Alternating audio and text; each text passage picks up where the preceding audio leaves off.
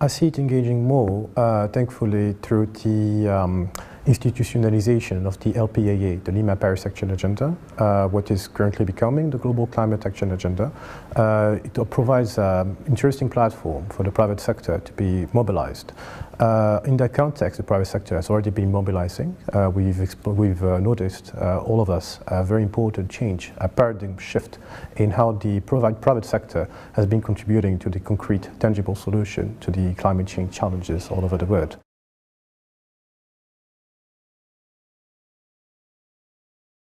That predictability is very important for the private sector. And in that context, first of all, we have the Paris Agreement and the INDCs. We have about more than 160 INDCs that were submitted, representing 189 parties to the UNFCCC. And those INDCs provide a very interesting platform to provide predictability and reassure the sector that there are all kinds of national actors are coherent in the way they approach the issue. On top of that, if I am to use the Moroccan example, coherence in public policy is very key to enabling sustainable and substantive investment from the private sector.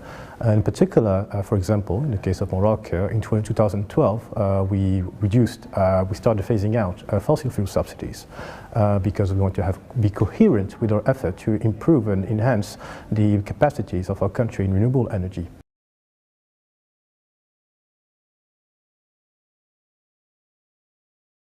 What I find very interesting and very creative about the Paris Agreement that provides us with a more global legal framework for climate change action is the bottoms-up approach that relies strongly on the willingness of all the parties and the drive of all the parties to address the issue of climate change at a national level that makes sense to their means and that makes sense to the priorities that they happen to have at the national level.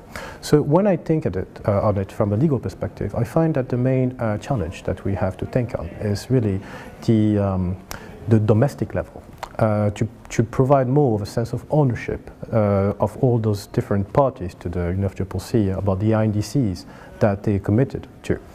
Because each INDC comes with legal implications as for how they should reframe their own landscape. There is the global landscape, and solutions such as the one that is being driven by this very forum in terms of having a global framework for a more individualized action is also a very key component to that.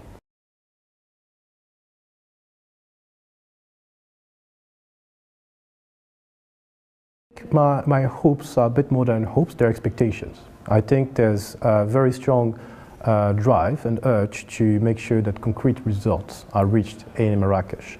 And in that context, we have identified 5 areas where we feel that we can definitely reach some concrete outcomes. The first one would be the implementation of the Paris Agreement per se. There's a set of decisions that have to be taken, formal, and we have to make sure that the machine, all the gears are turning the way they're supposed to and well greased. And thankfully, we still benefit from what we call the spirit of Paris, this constructive spirit that emerged among negotiators, ministers, and truly all the citizens of the world to make the Paris Agreement the success that it is.